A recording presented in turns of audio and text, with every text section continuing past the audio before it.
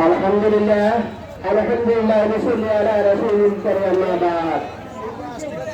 সম্মানিত উপস্থিতি, দক্ষিণ পূর্ব বৃহত্তম ইসলামী আন্দোলন এদেশের খেটে খাওয়া মেহনতি মানুষের প্রান্তীয় সংগঠন, এদেশের তৈরি মুসলিমদের প্রান্তীয় সংগঠন বাংলাদেশ জামাত ইসলামী সভাপতি আয়োজিত আজকের শান্তি সমাবেশের প্রধান মেহমান হিসেবে উপস্থিত আছেন শিক্ষাবিদ, সমাজসেবক, রাজনীতিবিদ, বাংলাদেশ জামাত ইসলামী নোয়াখালী জেলা সহ সংগ্রামী রাজধানীর নোয়াপাড়া নিজামুদ্দিন ফারুক ভাই।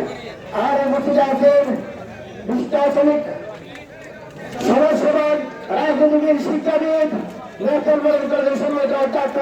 আমাদের উপজেলা আমির সংগ্রামী আমির জনাব ফখরুল ইসলাম ভাই। আর উপস্থিত আমার প্রান্তীয় শ্রমিক ভাইরা, ছাত্র ভাইরা, কৃষক ভাইরা, সকলকে আমি জানাই আমার আন্তরিক সালাম এবং শুভেচ্ছা। আসসালামু আলাইকুম ওয়া রাহমাতুল্লাহ। সংগ্রামী উপস্থিতি, সংগ্রামী ভাইরা, আপনারা জানেন এই আওয়ামী লীগ সরকার আজ 17 বছর পর্যন্ত যে নির্যাতন নিষ্পেষণ চালিয়েছে, তার পরিপ্রেক্ষিতে আমাদের কৃষক তাদের অধিকার পায়নি, শ্রমিক তাদের অধিকার পায়নি, আলেম তাদের অধিকার পায়নি, সকল আলমার অধিকার তারা বঞ্চিত করেছে। তারা আমাদের কথা বলার অধিকার বন্ধ করে দিয়েছে, এটা আমার স্বাধীনতা বন্ধ করে দিয়েছে।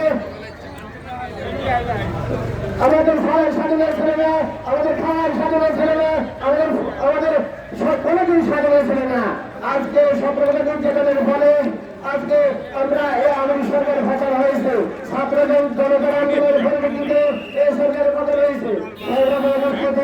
আগামীতে আপনারা বাংলাদেশে উৎপাদন করেছে সাহায্যে প্রবেশ হওয়ার মাধ্যমে এই প্রোগ্রাম জেলার সর্বস্তরের শ্রমিকদেরকে ইসলামী আন্দোলনের বাদ দেওয়ার মাধ্যমে আমরা এই জেলাকে ইসলামী আন্দোলনের করতে চাই ইনশাআল্লাহ। এখানে আমি সংযুক্ত বক্তব্য শেষ করেছি। আসসালামু আলাইকুম রহমতুল্লাহ।